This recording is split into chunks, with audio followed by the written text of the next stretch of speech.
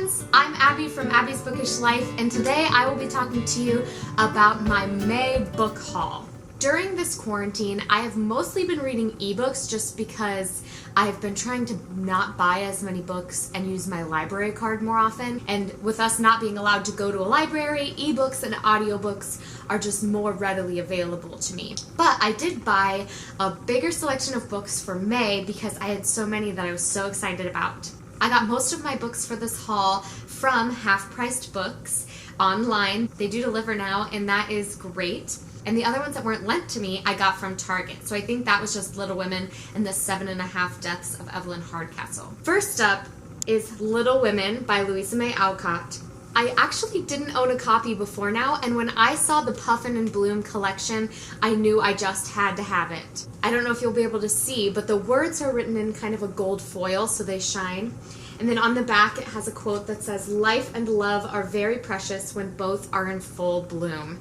I knew that I had to buy it when I saw it in stores. Now, Little Women, if you don't know the story, is about 4 sisters who are growing up and they have adventures, they fall in love. It's all about their transition from childhood into adulthood, and I'm so excited to read this copy of it. The next book that I got for this May haul was All the Ugly and Wonderful Things by Bryn Greenwood. So this book is kind of a controversial, taboo love story between an older man and a younger girl.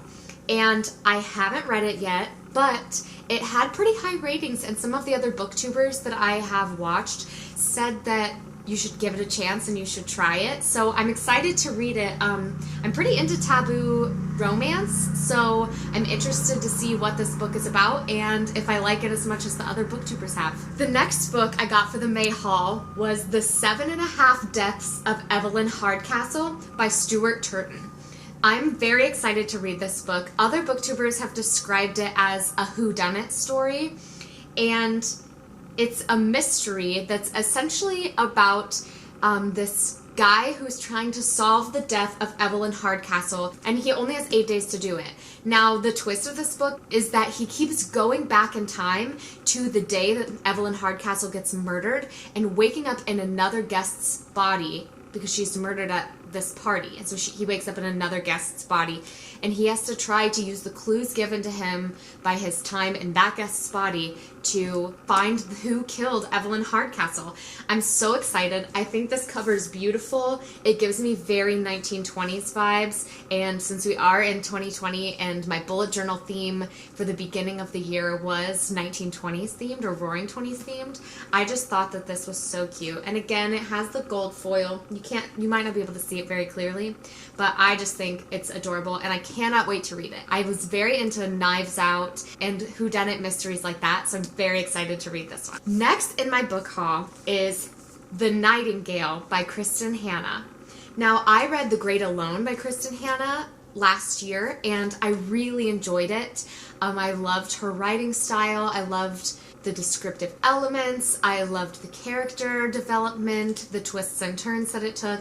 And this book is rated even higher than that one. One of my favorite booktubers, Gabby Reeds, suggested it very highly and said it was one of her favorites. I also just went to Paris for my honeymoon, so anything set in Paris is kind of a go-to book for me right now. So The Nightingale, I don't know much about it, but I do know that it's set in the World War II time period, and it's about a sister relationship. Now, I love reading about sisters. I don't have one, and maybe that's why I like to read about them, is because the relationship between sisters is so fascinating to me, and I cannot wait to read this. I hear it's pretty sad, so I might not read it in the month of May, but I am excited to get into it. I just think the cover is gorgeous. Next, I got The Last Mrs Parish by Liv Constantine. Now, if you watch BookTube, you've probably heard of this book. It's a pretty popular thriller mystery novel in the BookTube community right now. And it's all about this woman who is kind of plain and considers herself a nobody, and it's about her plan and her manipulation into this rich family or notable family's life. It is very highly rated, and I, again, just loved the cover. It has the gold foil, it has the ring, it gives me kind of 1920s vibes as well. So I'm very excited to read this and get into some thrillers or some mysteries, maybe in the month of May or something this summer. Next, I got A Spark of Light by Jodi Picoult. Now, Jodi Picoult has long been one of my favorite authors. I love the topics that she forces you to think about and the controversial situations that her characters can sometimes get in. And I love how she always provides multiple points of view. It's never just a one-sided story. And I love stories like that where I get to see how other people think about the situation. A Spark of Light has had kind of in the middle reviews. Some people love it, some people don't like it very much. It takes place at a women's reproductive center when a gunman comes in and takes hostages and starts shooting in the center. And I'm very excited to read it. It just sounds like it's going to be something that is important to think about and gives me some really cool topics to discuss with my friends and with these videos. So I'm very excited to talk about it. Next, in my May book haul, I got Scythe by Neal Shusterman. Now, I am so excited to read this. This is a YA book that kind of fell under the radar for me, but the third book just came out in stores, and so I'm excited that this is a series that I can start. So as I said, it's a YA book. It's set in a dystopian world where all of the ailments of the world have been solved. So there's no more hunger, there's no more disease, and because of these solutions, there's no more death. And the task is given to these scythes to go out and kill people in the world to maintain population levels. So the idea of this book is fascinating. It has great reviews. I'm very excited, and I'm excited to get into another YA series. I haven't read a YA series in a long time. The last book I bought for this May haul was The Immortal Lists by Chloe Benjamin. So The Immortal Lists is set in 1969 in New York. So there's a psychic who comes into town who tells people that she can tell them the exact day that they're going to die. And so 4 siblings go to see her and find out the day they're going to die, and then it follows all 4 of their different paths as they continue on through life. I haven't started reading it yet, but I am very excited to get into it. This kind of mystical element, the fantastic element that's added into this book is fascinating to me, and I cannot wait to get into it and find out what happens to these 4 kids. The last 2 books in my May haul were lended to me by my friend Mackenzie. The first book is Wicked for You by Shayla Black. Now, this book is, according to Mackenzie, a very textbook, smutty romance novel. And sometimes when the world is crazy, you just need that, you know?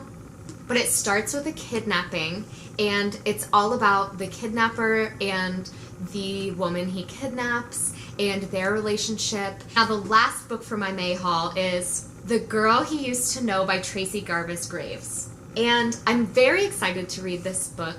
I've seen it at Target. It's the Target Club pick, and Mackenzie had it. She had just finished reading it, so I decided that I would borrow it from her and find out what it's about. So all I know about it is that it's about this girl who is an English major in college, and she has autism spectrum disorder and is very anxious in social situations and is kind of struggling to feel normal and to feel accepted in the world. And Mackenzie tells me there's a good romance in here and that it is just a very fascinating story that made her think. And so I'm very excited to get into this and find out a little bit more about it. I haven't even looked up the Goodreads ratings. I don't know much about it at all, except that there is kind of a reuniting trope, a lost lovers finding each other again trope that I always find fascinating in books and that really interests me. So I'm very excited to pick it up. All in all, I hauled 10 books for the month of May, and I may not read all of them in May, but I'm just very excited to have these beautiful covers, these beautiful books, and these wonderful stories that have been pretty highly rated or suggested to me to read in May or sometime very soon. And I cannot wait to pick them up and to read all of them, and I'll be sure to let you all know exactly what I think, so you'll know if they're worth you spending your hard-earned money on it as well. That'll be all for me today, guys, and I'll see you next time. Bye, friends.